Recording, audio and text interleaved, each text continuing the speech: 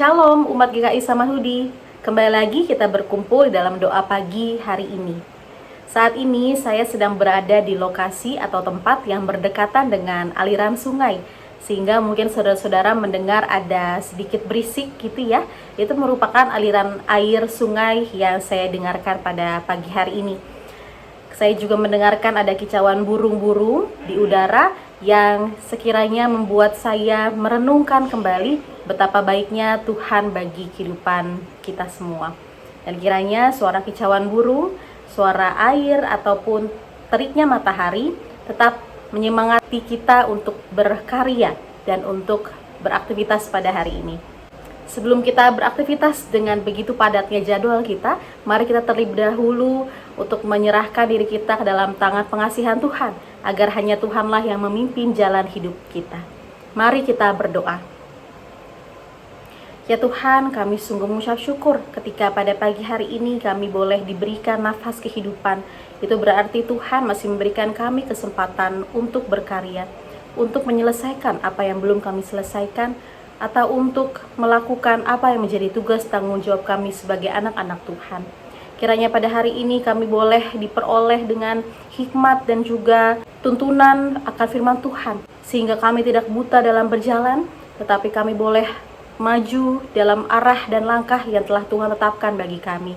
Berfirmanlah kepada kami Tuhan, karena kami sudah siap mendengarkan firman-Mu. Dalam nama-Mu kami berdoa, amin. Saudara yang terkasih, pada hari ini kita diperhadapkan dengan bacaan Injil dari Injil Markus pasal 12 ayat 1-12 yang berbunyi demikian. Lalu Yesus mulai berbicara kepada mereka dalam perumpamaan. Ada seseorang membuka kebun anggur dan membuat pagar sekelilingnya. Ia menggali lubang tempat pemeras anggur dan mendirikan menara jaga. Kemudian, ia menyewakan kebun itu kepada petani-petani, lalu berangkat ke negeri lain. Ketika sudah tiba musimnya, ia mengutus seorang hamba kepada petani-petani itu untuk mengambil sebagian dari hasil kebun itu dari mereka. Namun, mereka menangkap hamba itu dan memukulnya, lalu menyuruhnya pergi dengan tangan hampa. Kemudian, ia mengutus lagi seorang hamba lain kepada mereka. Hamba ini mereka pukul kepalanya dan permalukan. Lalu ia menyuruh seorang hamba lain lagi, dan orang ini mereka bunuh. Demikian juga dengan banyak hamba yang lain. Ada yang mereka pukul dan ada yang mereka bunuh. Masih ada satu orang lagi padanya, yakni anaknya yang terkasih. Akhirnya ia mengutus dia kepada mereka. Katanya, "Anakku akan mereka segani."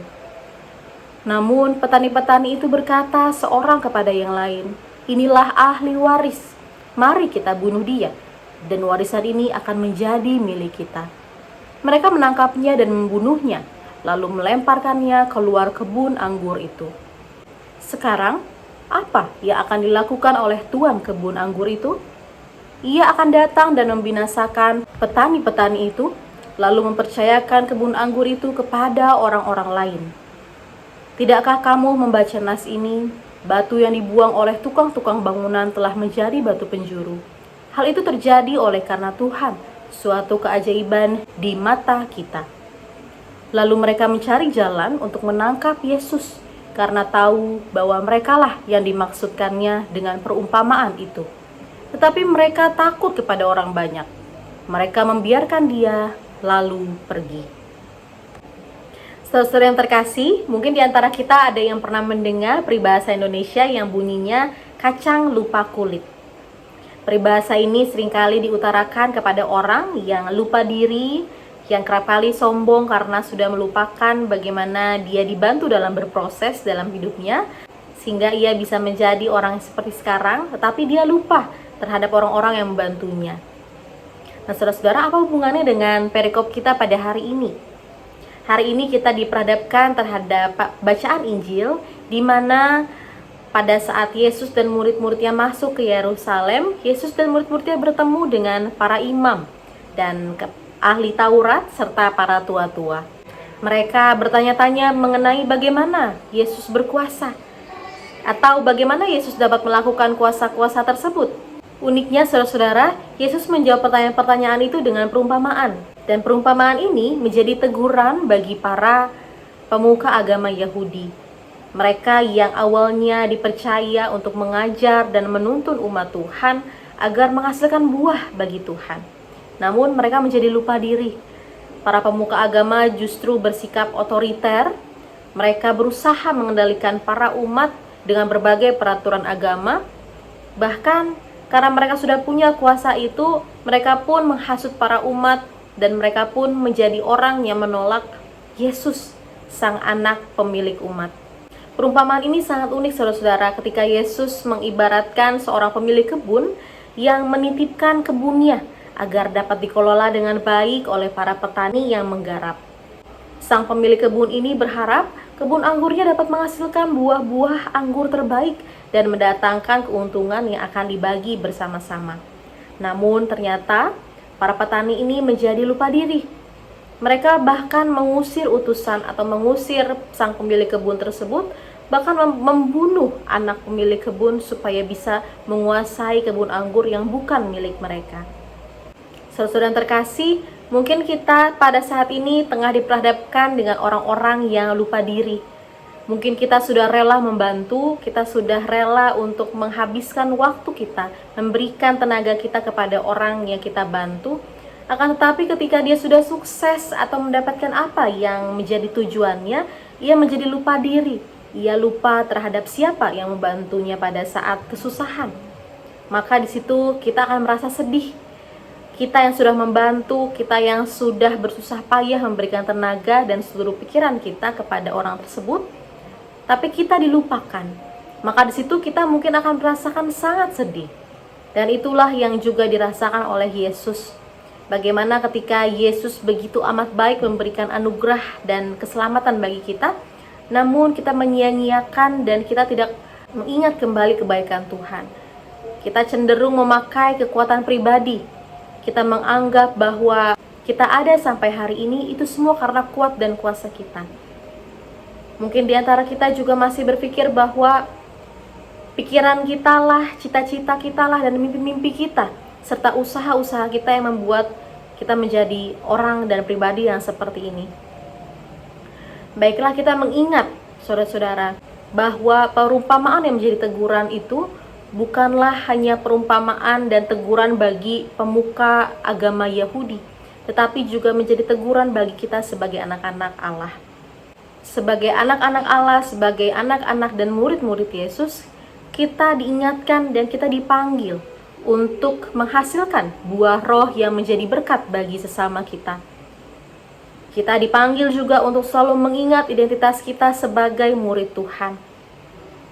Dan ingatlah selalu, saudara-saudara, bahwa kita semua adalah petani-petani atas kebun anggur yang telah Tuhan percayakan kepada kita. Kebun anggur ini bisa berupa banyak hal. Kebun anggur ini bisa dalam rupa pelayanan kita di gereja, pelayanan kita di negara atau masyarakat, atau justru pengabdian kita bagi keluarga kita, bagaimana dedikasi kita bagi pekerjaan kita, bahkan kehidupan sosial dan lain-lainnya.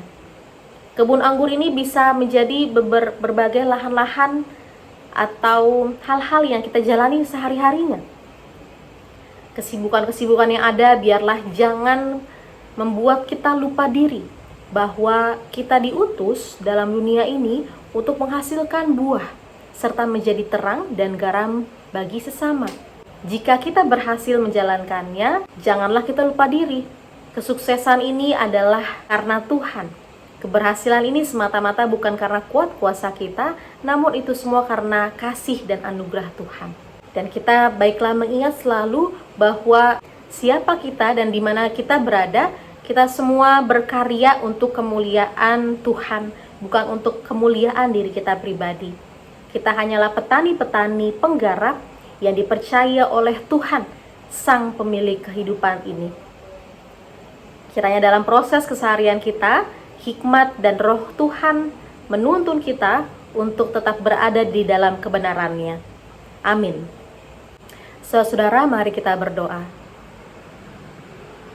Ya Tuhan, di dalam kehidupan ini ampunilah kami jika kami seringkali melupakan kebaikan Engkau. Ampunilah kami ya Tuhan, jika sampai hari ini kami masih menganggap bahwa keberhasilan ini, segala proses yang ada, itu semua karena usaha dan kuat kuasa kami. Ampunilah kami bahwa di dalam keberhasilan kami cenderung melupakan orang-orang yang ada di sekitar kami. Ampunilah kami ya Tuhan.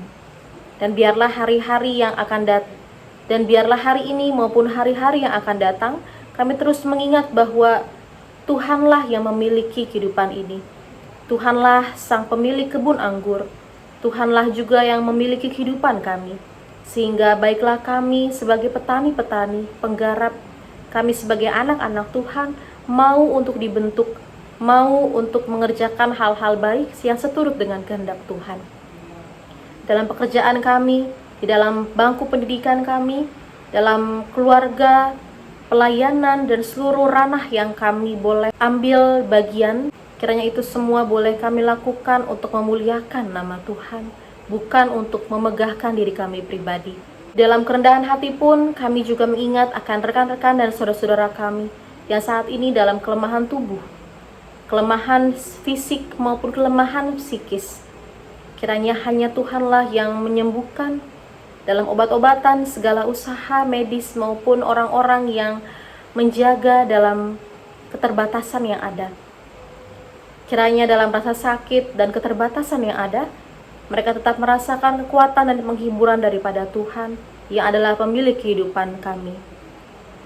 Dalam segala keterbatasan lainnya, kami juga berdoa bagi para orang tua, para keluarga yang saat ini sedang dilanda banyaknya pergumulan. Kiranya hanya Tuhanlah yang memampukan mereka untuk menyelesaikan satu persatu segala permasalahan. Dan hanya Tuhanlah yang memimpin mereka untuk menemukan titik terang, bahwa dalam keputusasaan dan ketidakberdayaan sekalipun, ada harapan yang hanya daripada Tuhan. Inilah doa dan permohonan kami ya Tuhan, tidak dapat kami sebutkan satu persatu. Namun kiranya ketika kami mengingat, kami boleh turut mendoakan di dalam doa dan pengharapan hanya kepada Tuhan. Di dalam nama Tuhan Yesus, kami serahkan kehidupan kami sepenuhnya ke dalam tangan pengasihan-Mu. Amin. Saudara-saudara yang terkasih, selamat beraktivitas. Kasih, karunia, dan roh Allah menyertai kita semua. Bagi Bapak Ibu yang memiliki pergumulan khusus dan ingin didoakan, bisa menghubungi rekan-rekan pendeta di nomor berikut.